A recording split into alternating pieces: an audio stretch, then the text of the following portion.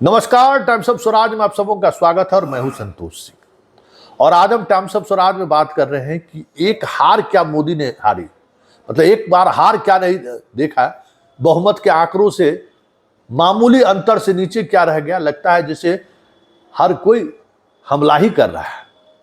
शुरुआत मोहन भागवत से हुआ, फिर ऑब्जर्वर अखबार से हुआ और अब इंद्रेश की बात आ गई कि राम के नाम पर जो राजनीति करने वाले लोग हैं, सीधा हमला है। मतलब मोहन भागवत ने भी सीधा हमला किया, ऑर्गेनाइजेशन अखबार ने भी, जो मुखपत्र है संघ का, वो सीधा हमला किया, और इंद्रेश ने भी सीधा हमला किया।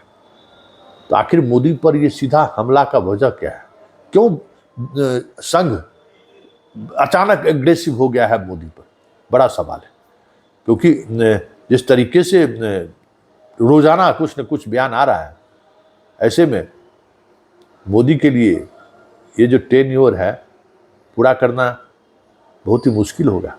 क्योंकि हर ऐसे राजनेता या ऐसे व्यक्ति जो मोदी के करीब माने जाते हैं, संघ के निशाने पर है। अमित मालवीय पर जो चार्ज लगा है, अभी भी अमित मालवीय सहज नहीं हुआ है कि बंगाल में ऐश करने जाते हैं। वो बंगाल में वो प्रचार और प्रसार के बजाय किसी और काम में लगे रहते हैं।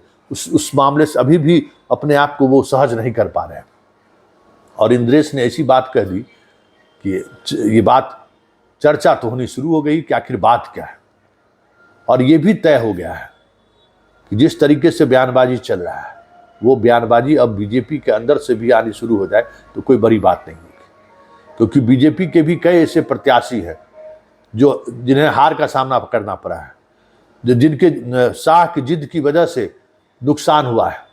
कई ऐसे चेहरे हैं, वसुंधरा राज सिंधिया हो, रमन सिंह हो, शिवराज सिंह चौहान हो, राजनाथ सिंह हो, योगी हो, कई ऐसे चेहरे हैं जो चेहरे कहीं न कहीं इंतजार कर रहे हैं उस घड़ी का जिस घड़ी में बगावत किया जा सके।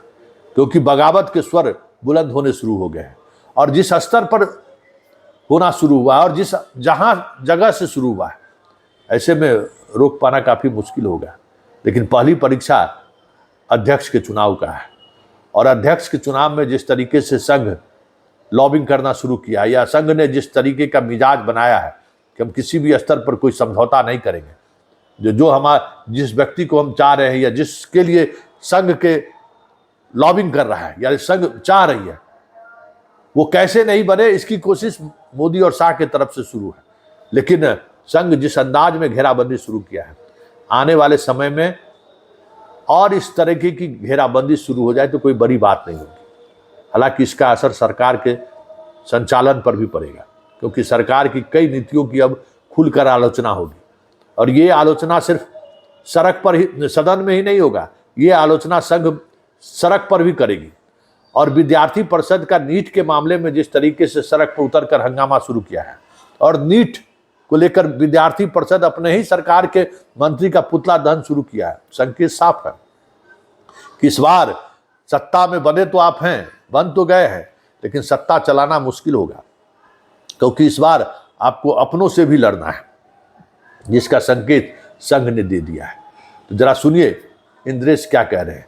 क्योंकि इंद्रेश जिस अंदाज में कह रहे हैं, संकेत है कि मोदी के खिलाफ उनके घर में ही किलाबंदी शुरू हो गई है, घेराबंदी शुरू हो गई है।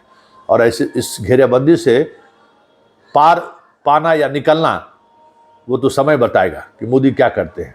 लेकिन इतना तय है, ये घेराबंदी मोदी के लिए अपने ही किले के अंदर एक अलग तरीके की परेशानी खड़ी कर सकती है। और जो अभी तक अपराजित दिख रहे थे, दूर दूर तक कोई दिख नहीं रहा था, वो अचानक इतने कमजोर दिख रहे हैं जिसकी कल्पना किसी ने नहीं की होगी।